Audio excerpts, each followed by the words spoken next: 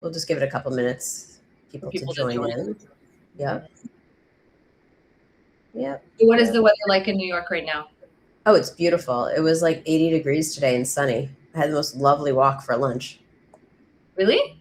Yeah, it was like 80 degrees. Yeah. But it's about to get cold, isn't it? It's going to rain tomorrow, but you know what? That's okay. We're okay with that. It's going to be pretty, yeah. But it's going to be fine when you're here. It's going to be nice. A bit. Yeah. And the day after is okay, and Friday is okay. Yeah, Thursday and Friday are going to look really nice when you guys are here. Okay, good. Yeah, it's going to be a good event. Yeah. It's going to be fun.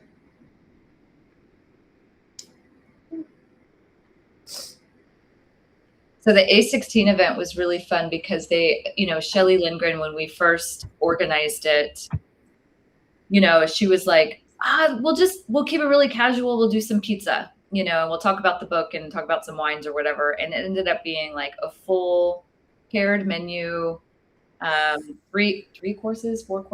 Yeah, it was really, really nice. She's just, that's awesome. So generous. Yeah. Really That's great. great. That's going to be fun. Must be having fun doing this tour. Must be pretty exciting. Andrea went to the Texas Hill Country for the first time. What did you think? Good. Very nice. Very nice. Very impressed. They have a Texanity that I really like. Yeah. They have a what? Sorry, you're gonna have to speak up a little bit. I think because you're a little far away. They have a Texanity. They have an identity, a state identity, which is really, really nice. It's an identity related to the lifestyle, the way how you, I was jogging in the countryside and everybody passes and say, hi. Oh, wow, that is nice. And after that, you really feel that they have an incredible capability of casting people. I really also like all the part where you have some little wineries. So it's a wine country that it is interesting. I don't think that is interesting for the quality of the wine, but it is interesting for the way how they do it. So they do just for conviviality, to stay together. We visited also a very nice winery that is telling you that they are developing something, and for that reason, I think that it's absolutely a place to put in the map. Yeah, we stopped at, it was like end of day, but we stopped in at William Chris, which you've been there before. You know of them. I've actually never been there. I've tasted the wines, but I haven't visited the physical property. But if you have a chance, please physically visit the place, because it is a place with a taste, and with a typical taste. The architecture, everything is so related to the place. There is no one single piece of the place which is a fake, which is a copy paste from something else. You take the people, how they are dressed. It's Texas, and it is a Texas that you are not expecting. I visited many times Texas for business, wine in Houston, Dallas. I don't remember. Probably I was in Austin, just in Austin. But outside of Austin, there is this countryside which is really it's populated by oak trees. This forest of oak trees make really an identity that reminds a little bit south of France, let's say between Aix-en-Provence and Languedoc. It's remind a little bit me Spain, but also the Tuscan coast, which given a Mediterranean character to this place that is interesting. I think that's actually maybe a good segue into talking about this book. I think we can probably get started now, but hello everyone. And just for everyone who's joining us, I am here. I'm with Jessica Dupuy and Andrea Lonardi, who is Master of Wine. And they're here to talk about their new book, Italianity, which just came out last week. Officially. Yeah, exactly 1 week. Yeah, officially 1 week ago. So happy 1 week pub week. Congratulations. So we're here to talk about the book, but also to talk about the idea of telling stories and the idea of doing this through books. But I think one question that came up so a little bit of background. I've known Jess for many years, And so when this book was being ideated, Jess was kind of telling me a little bit about it and giving me some background, and it sounded fascinating. And I've also been keeping in touch with how this project has changed throughout its inception, and like how they were kind of approaching it and different ideas that they had. And the one thing that was always kind of consistent was the name of the book, Italianity. And so I need to know, is that a real word? Is that a word that you created? Like what tell me more about Italianity as a word. So I mean, it's a real word now. We tried to trademark it. There's like a grocery store in Umbria or something that has the trademark. So we're watching it.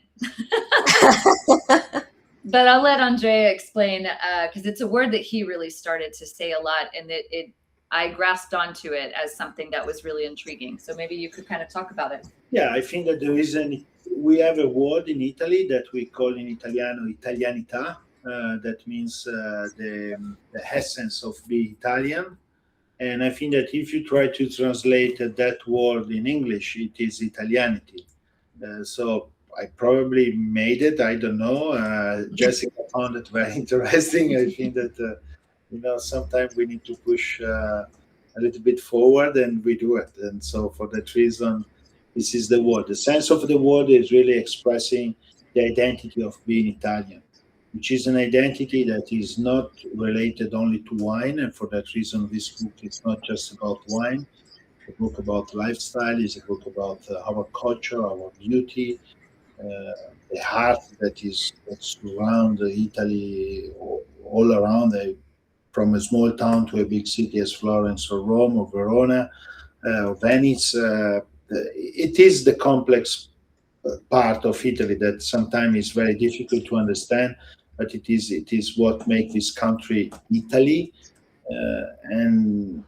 and make Italiano, make the fact of be Italian or Italiana is the same. Yeah. What does that mean, being Italian? Because there is this through line from what I'm hearing about what makes you Italian, but you're also talking about so many disparate styles and lifestyles and cultures all within this one country. So what is that through line? Like, how would you define being Italian? Visually, between the two of us, which one of us looks Italian? I mean, not me, but it's not just because of an eye color or a hair. It's the way he's dressed, me, I love like what you were saying, where it's like there's just this Italianness. It's actually, it's not 1, 2, or 3 things. It's a million little things that when you're in Italy, you're just like, you step off of a plane, you walk outside an airport or off the train, and you're just like, oh, I have arrived, right? Like, this is Italy. Whether it's, just shops you walk by, from butchers to the fashion stores to little bodegas, like it's a very clear feeling. It's a sense that you have. And I think that, there are a lot of cities you can go to in the world, or a lot of countries you can go to in the world and say, oh my gosh, I'm here I am in France or whatever. But there's something about Italianness that is not only clear and present, but also extremely welcoming, Mm-hmm.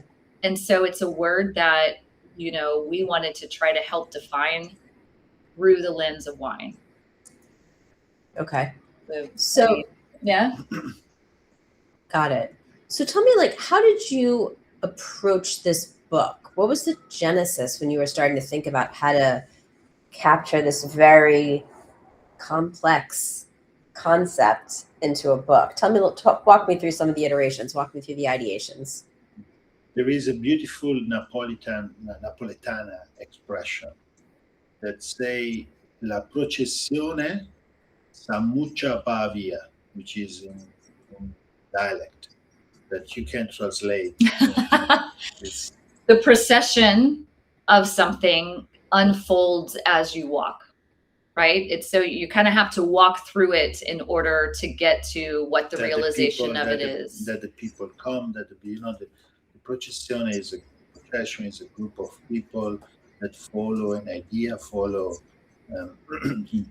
normally it's related to God, like a funeral or something like that. So there is a vision, there is an object that is the leader of this procession. So The idea was to create something to put value in the Italian wine business, to put value in the identity of Italy. But in the beginning, when we met, we didn't do it. We didn't realize it how we couldn't do it. And I think that this is the story, because thanks God, my career in a certain moment got a stop because I decided to move away from a very important project. That was my own decision. And in that moment, that was when I left Bertani. And at that time, it was not an easy moment for me, but it was a moment where I really realized that it was a special momentum of my life to think, to rediscover, to analyze what I was doing. And I started to speak with Jessica, and we spent a few weeks together to go around. That was just after Vinitaly and across Vinitaly 24. And we went to Piedmont. We got a chance to meet Angelo Gaia. We were in Tuscany. On the same time, we were following a project all together in Vino Nobile. And day by day, we started to discuss about this idea about putting down a lot of pieces of paper that I was writing in my last 25 years in my career in Italian wine business. And finally, we started to discuss, it could be a book. The title of the book could be Italiani. Interesting. Let's write in English. Absolutely. I say we need to write in English. And after that, we say, but it's Italianity. We cannot just write in English.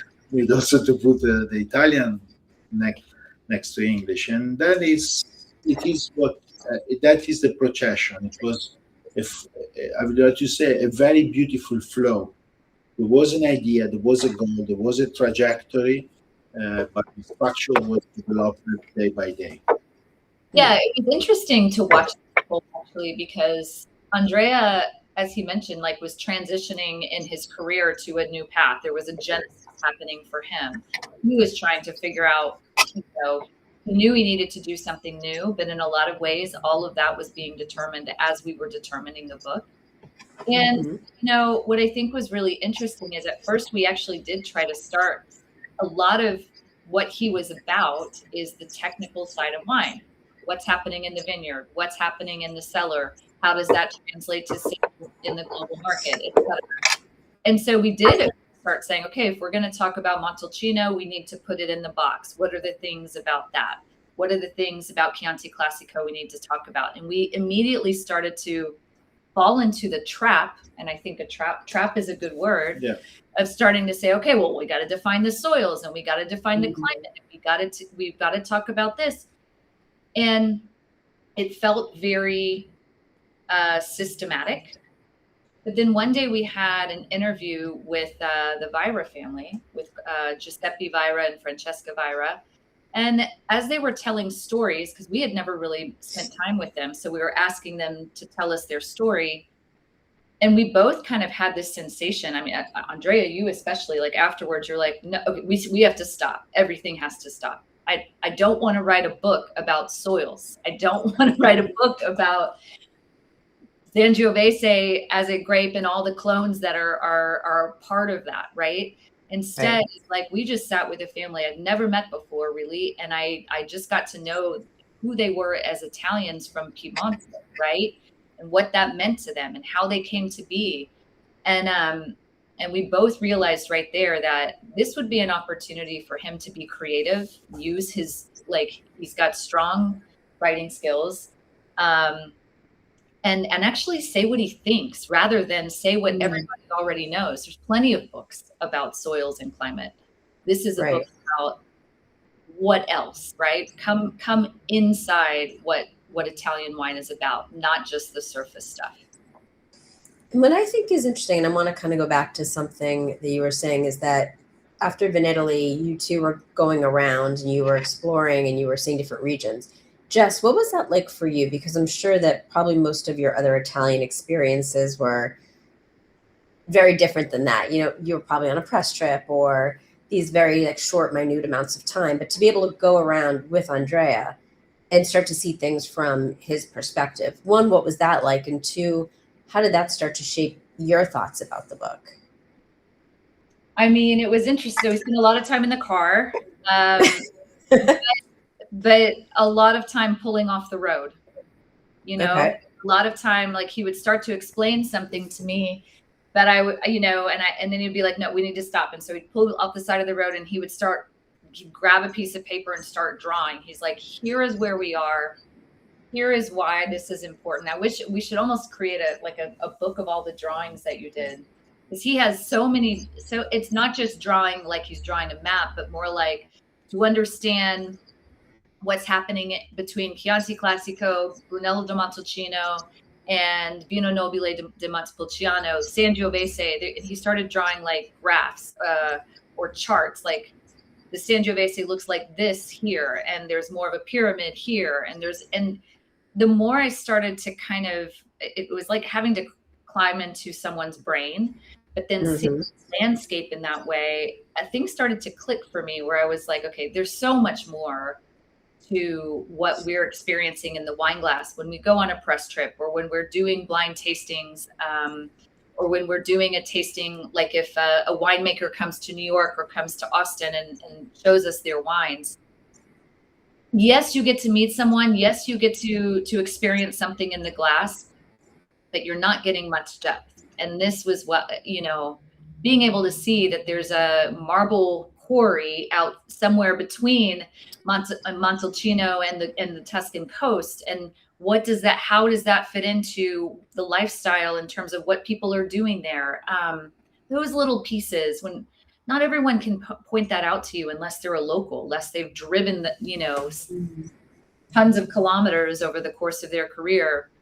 So it was very, very eye-opening. I give you an example. Yeah. Okay. If you come to Verona and you visit Verona and you visit the countryside, immediately you will understand that everything is based on limestone. And you are close to the mountain in Prealps, next to the Dolomites, 1 hour away. It is not absolutely a very warm climate. It's raining quite good. And if you have a look about the wines of 20 years ago, 10, 15 years ago, there's no connection. There's no one single connection in the style of the wine that they were producing and the type of terroir that if you are agnostic, if you don't know anything, and you say, okay, good, let me show what it is, and you check some numbers about the polyphenols amount of antioxidant amount of protein. And after that, you start to analyze, but these guys, they are Venetian. These guys have a strong commercial attitude. They tend to sell what the market is looking for. So for that reason, I understand that the product was a commodity. It was not something that was made in function of the terroir of the place where they are. It was made in function of the attitude, of the culture, of the spirit, that the soul that these people really have. And this is about it. It's about unexpected things that come from the fact that in my career I met a lot of great masters, maestri. Emilio Pedron, which was one of the top manager in Italian wine business, Attilio Scienza, a guy with an incredible knowledge and anthropology approach to things. I used to work with Denis Dubourdieu. I spent a lot of time with Marco Simonit, Lorenzo Landi. All these type of things, all these type of people are not probably the most famous people in wine around the world, but they are people with an incredible culture. Okay. When you have an incredible culture, you pay more attention about how it works than how it is. And for that reason, I started to be surrounded by this type of people. I was looking to have this type of people next to me. I spent time and effort in order to have this type of people surrounding myself in my activities, my development as a person. And I really realized that today this is a fortune. I really feel a very lucky person.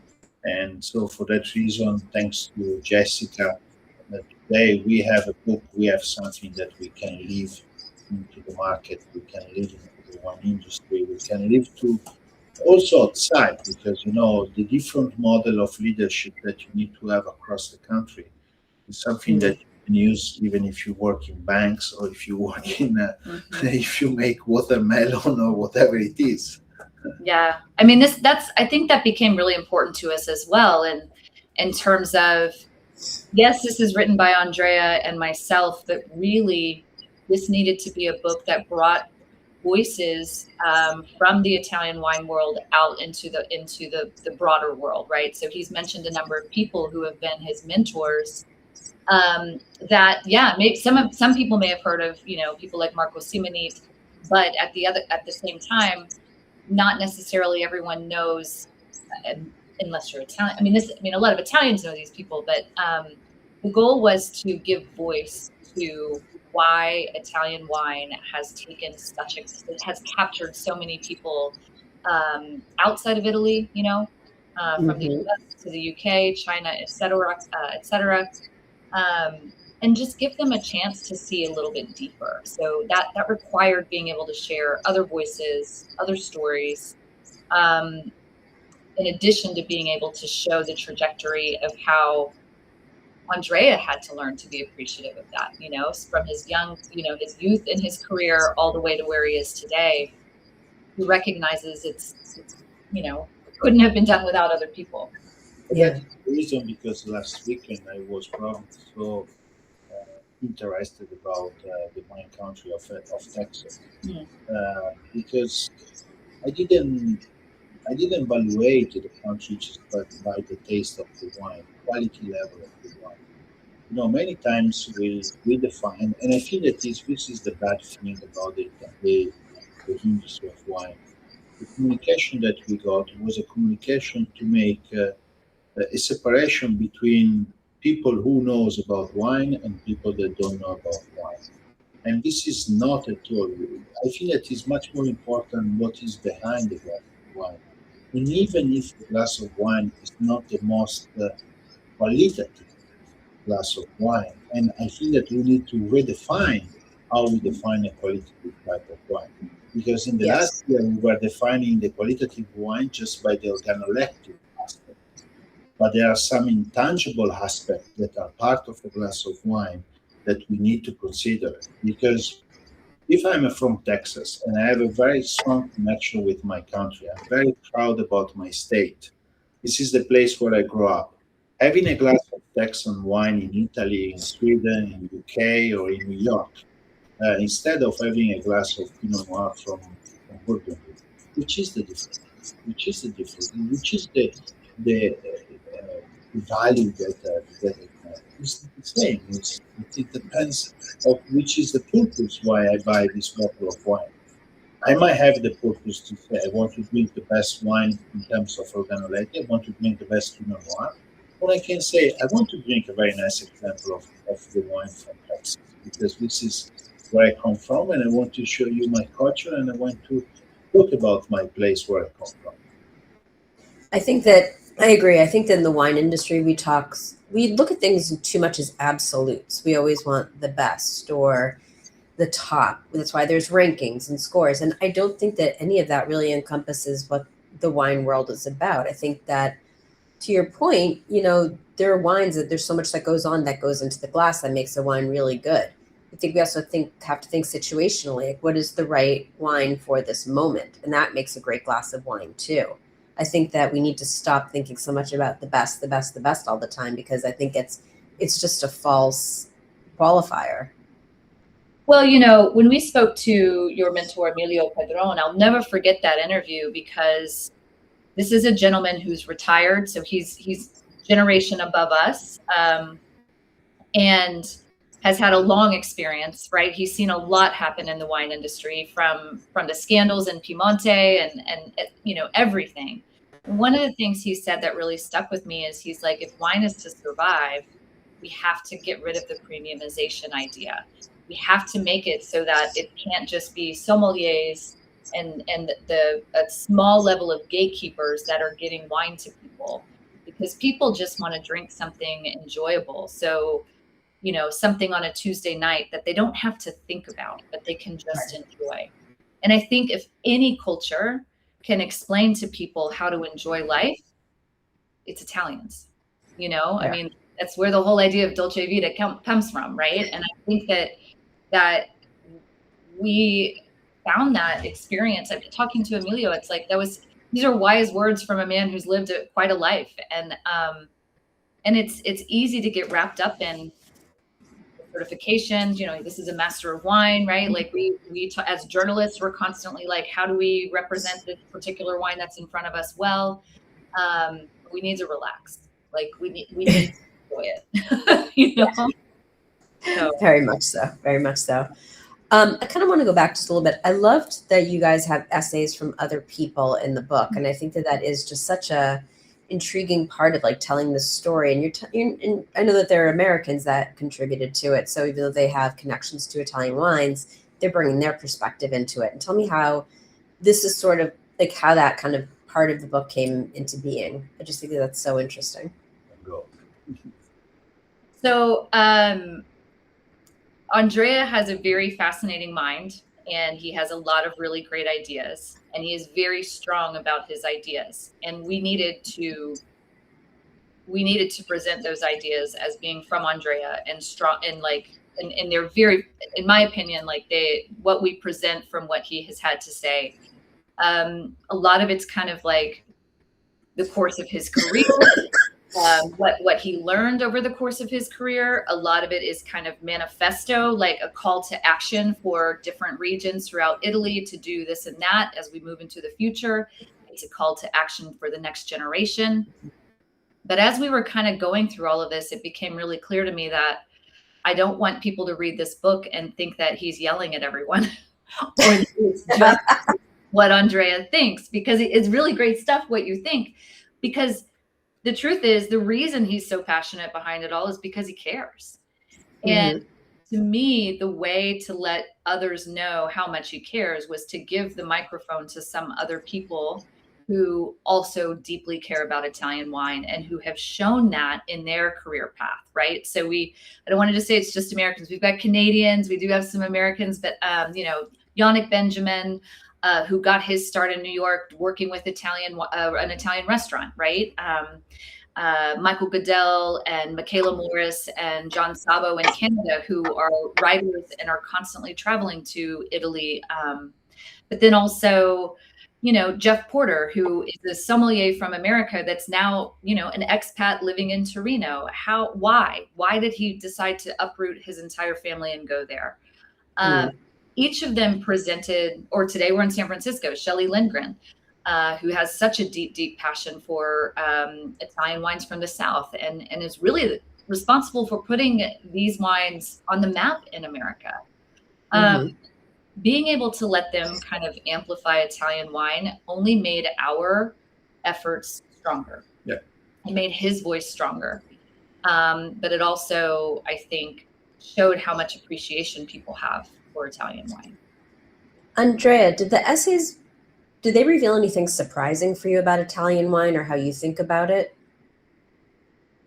Excuse me, can you say again? Did any of the essays, did they reveal something that was maybe surprising for you about Italian wine and how others view Italian wine?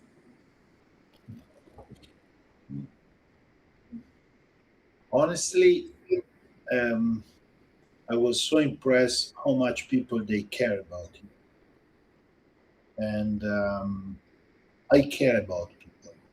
More and more I care about people. I care about the place where I am. I care about our identity, our DNA. I totally believe in epigenetic. Epigenetic for me is a big stuff.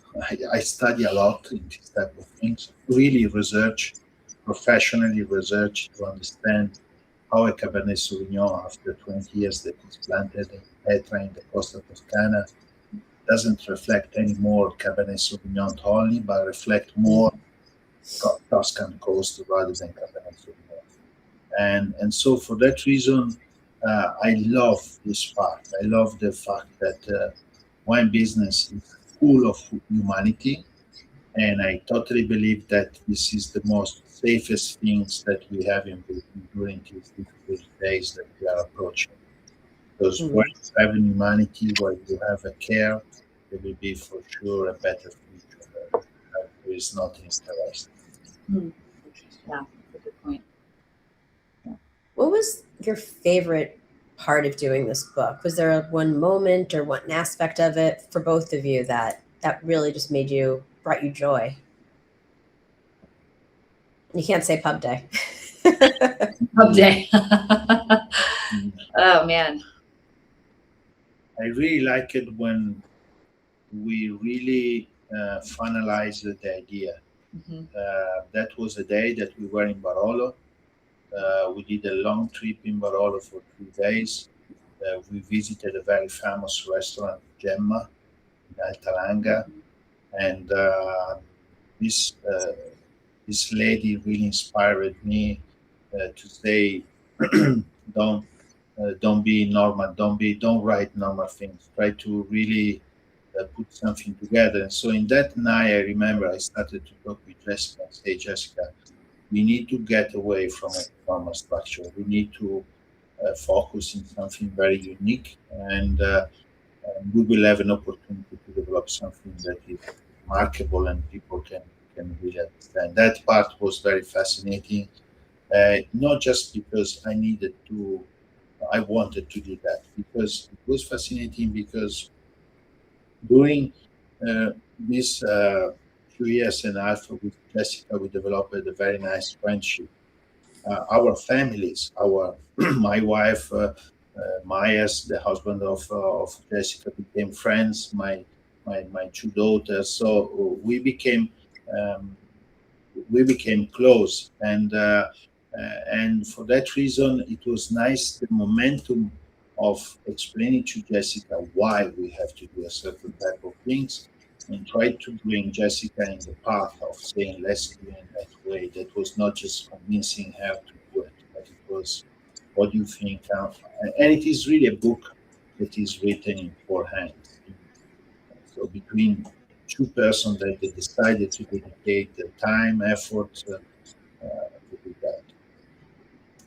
For me, I'm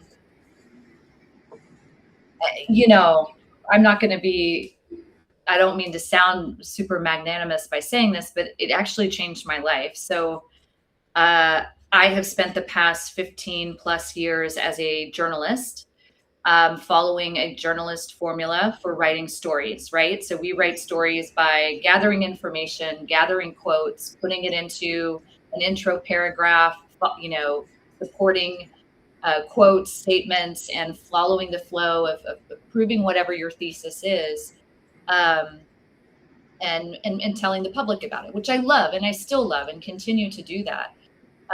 But Andrea gave me an opportunity as we were writing this book, which really began as his book, and was like, I'm the insider telling all of these things, and it's important to me that we say these. But the more you talk to me about, there's a lot of back and forth about, what do you think about this? What do you think about that? He's like, you're clearly this outsider that's understanding this as we go. And I think that maybe you should write some essays. And so it gave me an opportunity to write in a way that I haven't really written about in a very long time. And it opened up a creative element for me that I haven't been able to do ever in my career as a journalist. Not that that's a complaint. It's just a side of my brain I had turned off. Right. A side of my brain that I thought didn't need to be, because right. It's so to me, that was probably the most joyful thing about it, is getting to just say what I think. And yeah, I'm going to have to thank you for that. Thank you. Yeah. Would you say that, because this is obviously what we call an iceberg. I mean, we see, and we talk about this with articles all the time, where we have, this much information is seen, but all of this is underneath the surface. Do you feel like there are more questions that have come up that you want to answer? Did you feel like this book kind of not close the door, but I mean, do you feel like it did make a definition, or do you think it just opened up even more questions for you? I think we could write 2 or 3 more books. No rush. We're not in any. No, there's no rush, but I just. He drew again. Yeah. I love this. I just realized that the future, Okay. is about the future. And the future is about things. There will be some, from this book, I learned how to make better wines, for sure. I'm a winemaker. Okay. Thanks to this book, my questions and I will be related to that. The second, thanks to this book, I have a new network. I met a lot of people all around, and which is very interesting. And this is give us new opportunities, new chance to write. The chance of being here today with you is an incredible chance. Tomorrow I can land in New York. I can say, okay, let's have a glass of wine. Let's discuss. I have an idea. Maybe I have a project where we can work together, and you can develop one part of the project, which is amazing. And the third point is about that when you develop something that you don't know, and that was thanks to Jessica, you upload also a new system, new process, new method of working, which is very interesting. I was never thinking 2 years ago that I was able to write a book. But I was, if you say to me, you will write a book, I say, no, there will be no chance. I can plant some other vineyards, or buy some other barrels, but not absolutely too fun. And finally, I realized that thanks to this process, that creativity it is always very important, because creativity, it's part of the. People say that it's not rational. For me, it's very rational creativity, because it's the design, the new future design, the new horizon where you want to go. And for that reason, this is about the next question that I have in my mind. These are the questions that I have in my mind. So I can't wait to move to Piedmont and prove my concept of balance. And I'm sure that I will meet people interested of that. For doing that, I will need a method, but on the same time, I need to believe in my belly. I need to believe in my soul, in my this type of thing. I love that, and I love the graphics. He's like, I'm gonna draw this for you. I'm like, that's an essay. That is how people's minds work. And I think that the essay structure, and we have to say thank you to the Master of Wine, so that it will be also good as Jessica is a student right now, which I really like. I think that writing essays, it brings Italian people to write in a different way. Because, we are long, we talk for hours, not stop. It's not capability of the Master of Wine in me brought the capability of designing a trajectory, a method, steps, segments, flows, these type of things. And so an Italian book, because it is actually an Italian book written in English, which is very unique because Italian was translated to English. So if there is one part which is probably more difficult to read, is probably the Italian part, because when you translate from English, you are never expressing some phrases needed to be totally rephrased. That was an incredible job. So, but the fact that it's written in essay is very nice, and people can read page 1, page 10, 100, come back to page 30. This is very important. I thought that was an incredible undertaking to also have the Italian, to do them side by side. I thought that was very clever, but also, wow, what a heavy lift to do. But very impressive, and I think it makes perfect sense. It feels very natural for what you're trying to do with this book. It felt unbelievably appropriate, but also kind of necessary. And now it's so funny, like now that it's in full book form, it seems like it would be missing a piece if it wasn't in both languages. Like it feels like if it was just in English, I don't think it would be as strong. Not because, someone can read it in Italian or they can read it in English. That's a functional thing, right? I actually feel seeing the two languages side by side is a very soulful thing. It's a very sensory thing that, you know, perhaps like if you're reading it in English, you can be like, like I feel the Italian is right next to me. You know what I mean? I have to tell you, my first language that I've learned is dialect. Dialect, okay. Yeah, in Verona, I grew up in a farm.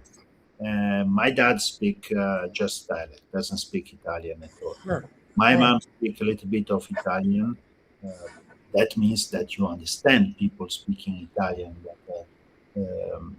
And so I grew up, my first language was Venetian, dialect Venezian, Veneto. We call it Venetian, but it is Veneto. I'm 52 years old. I still count in my mind in Venetian. So when I'm counting, I do in Venetian. So this is the reason why, because we need to protect our culture, our languages, and this is very important in Italy. I speak many times in Venetian to my daughters because I think it is very important, because certain phrasal verbs that we have, that you can only say in dialects, like la processione s'ammuccia pa via. It's just in Napoletano you can say, why you cannot say in another language? And that's interesting. So did you sprinkle dialect throughout the book? Does dialect show in the book? No. No. It was hard enough to do Italian. But I will tell you, it was interesting because, so I hope there's not like, if Attilio Cenza reads it, well, he actually gave good feedback. So, yeah. Okay. So, but like the Italian was difficult because depending on where you are in Italy, different tenses are used in different types of, like, whether it's narrative fiction or historic fiction or whatever. And having everyone like different, we had different readers on it. Everyone had a different opinion of how it was supposed to be said in Italian. So, and because I'm not native, it drove me nuts. Like I care about, the correctness of things. And it just became something where we had to kind of ask a little bit of grace in the introduction and just say, this was originally written in English. Nothing is ever going to be perfect unless we completely rewrite it in Italian from start to finish. Yeah, it was tough. I can imagine so. I thought he was going to kill me. Yeah, no. But that was also nice interviewing certain type of people. I got some example when we decided to interview Professor Scienza or Angelo Gaia. We were preparing for a day and say, okay, this is the structure of the interview. We will ask that, and after that we will ask that. At Attilio Scienza, we didn't ask any single question because he started to speak, and for 2 hours he was just throwing away very, very interesting things, and we were just looking like a student, Professor, very interesting. And Angelo Gaia was the same, so it was impossible to pose a single question to him. So those are the ones you sit back and let them rip, and they just keep. It's gem after gem after gem. You get, so I was going to say, you get so many nuggets of really great things. The Cenza one was the hardest to write because it really should be 5 pages long. Because there's so many great things that he said. But and to give other people an understanding of who Attilio Cenza is, many Italians know him, but for those that don't, he is a professor of viticulture. He's an anthropologist. And so in the Italian wine world, he has traced the origin of all of the grapes that are Italian, to determine that most of them are actually not Italian at all, but they have made their way up over centuries. And he is just a wealth of knowledge, but more so a wealth of passion, and therefore a wealth of Italianity. And he was one of those where it's like, we've got to get him in this book. We've got to make sure that he is honored in this book because he's such an important part of this culture. Yeah. And one quick thing I just wanted to ask you guys about, just because this was something I think some viewers are going to be interested in. Talk to me a little bit about doing this as a self-published book, because I think that there's so many opportunities now to do real, and I think you're kind of an example that like you can really let your creative flags fly when you're in total control of this book. So tell me a little bit about self-publishing, the decision to do it this way, and like what you feel like you gained from doing it in that manner. Yeah. So control, I would say both of us like control. We've in different parts of our career and the way that we do things, we're a little bit of control freaks. But so I've published both ways with traditional publishers, and then also self-published books with most of those projects are collaboration projects. So the self-published projects, I've been with chefs who are very, very strong-minded in the things that they want to do.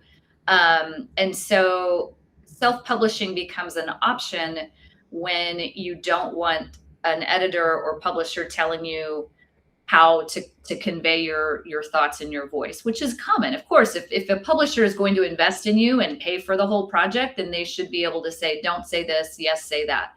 And that's the business that of publishing.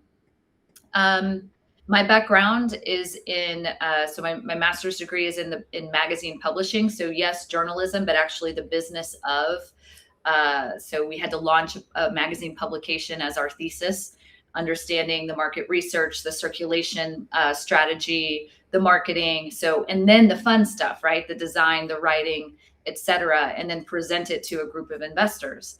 In that process, that got me excited. That's what I always have wanted to do, is be a publisher or launch a business.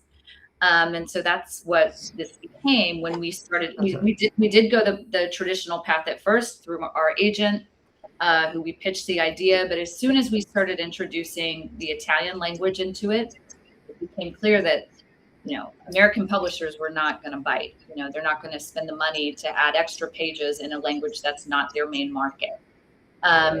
So we had to make a choice. And I remember when we first talked, you were like, let's just write a book.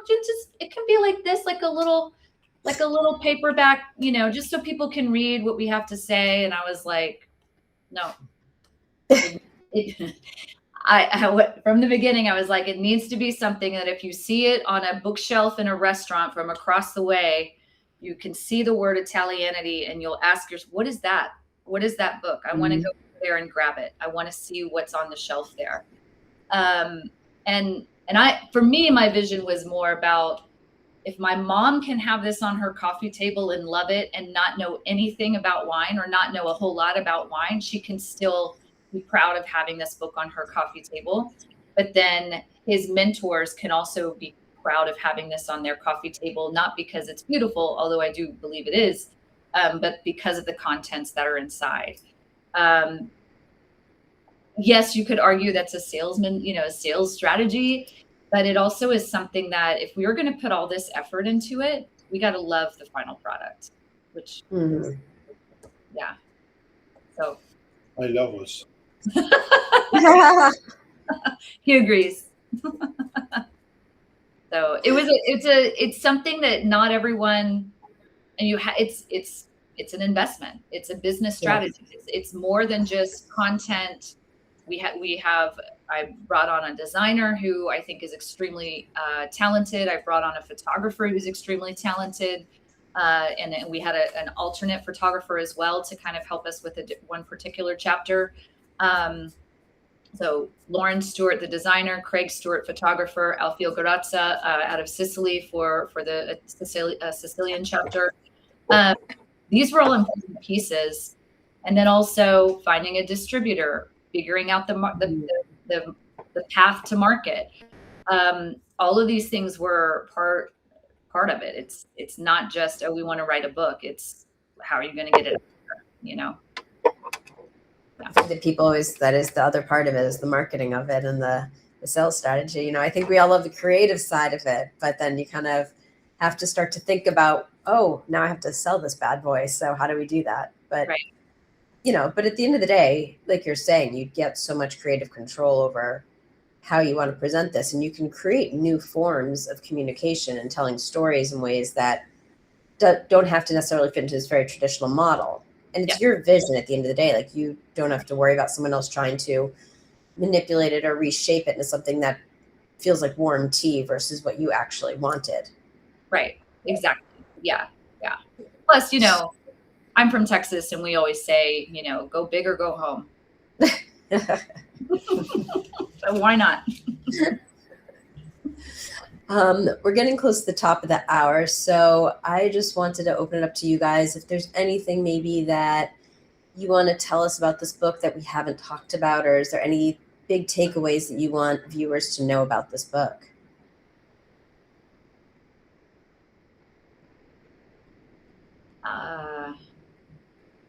You know, I think to me, it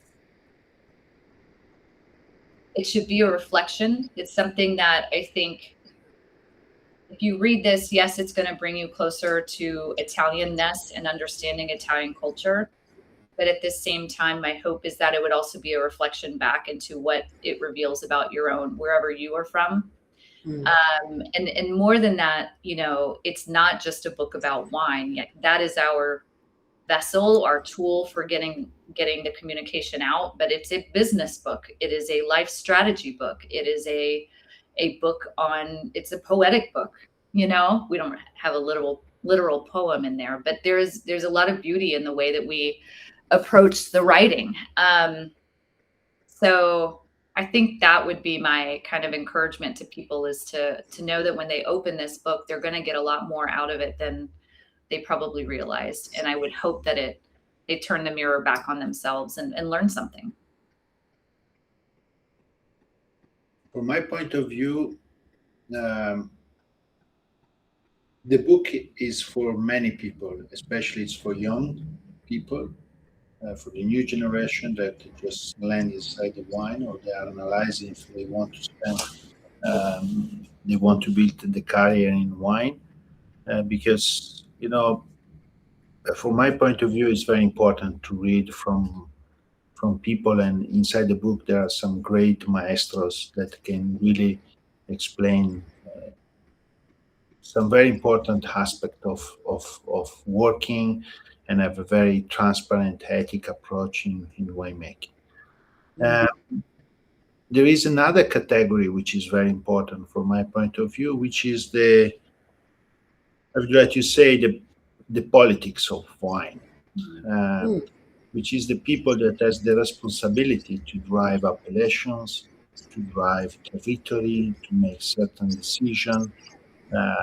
In that part, I will include also the very important producers who are opinion leaders. And when they say something, they are influencing their market. They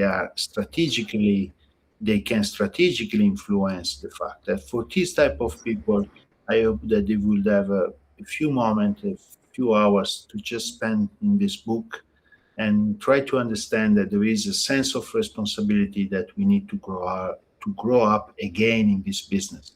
Because if wine arrived at this level, it's because the generation that was before us used to have this approach very strong. Especially, we met Emilio Pedron. Emilio Pedron is a person that has this sense of responsibility regarding the community of wine. And for that reason, I think that my generation has a little bit less. And we need to revamp in the new generation. Very interesting. Very, very interesting, and very on point. Absolutely. So I think just one more thing. Where can people find Italianity? Please tell us where people can buy your book. Well, it's a funny conversation. Sorry. Because we have a little bit of a problem right now. Oh, no. I'll explain. No, it is available. Listen, it is available, very much available. So you can buy it.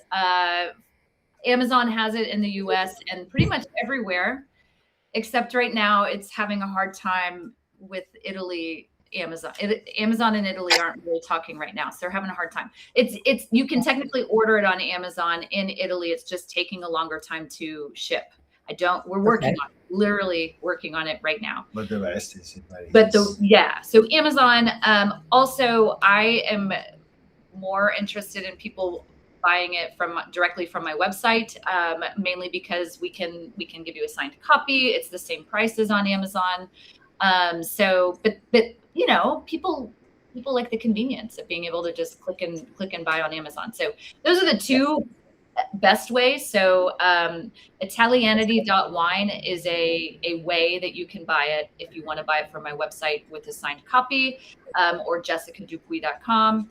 Amazon bookshops are having it. Depends on where you are in the market. So like we're in San Francisco right now. Book Passage has it in San Francisco, Book Mine in Napa, lots of places in Austin, but I know people who are listening are kind of all over the country. So I don't know a list of everywhere that it is, but I have a distributor who is in charge of all of that. So you'll see it out in the wild.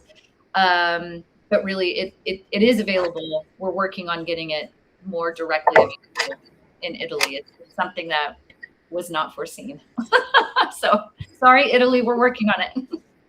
And also just a point for everybody, you can go on bookshop.org, which supports local bookstores, and you'll be able to track down it. Then I see it on the website. So bookshops that have it, they show it on bookshop.org, and you can order it from your bookshop from there. Please support local businesses. That's a really great point. Yeah. Yep. Support local businesses. Well, thank you both so much for taking the time to do this. I'm very excited for my copy when I see you guys on Thursday. Yeah. But this has been a great chat. I look forward to hearing more about the project when we're in person together. And if anyone has any questions, I'm going to be sending out a link to this video so you can watch it. You can send me questions and I will forward them on to Andrea and Jess, and they will be able to answer them. But thank you everyone for joining. Jess, Andrea, thank you so much for taking the time, and we'll see you all very soon. Ciao. Thank you so much. Bye. Ciao. Bye-bye.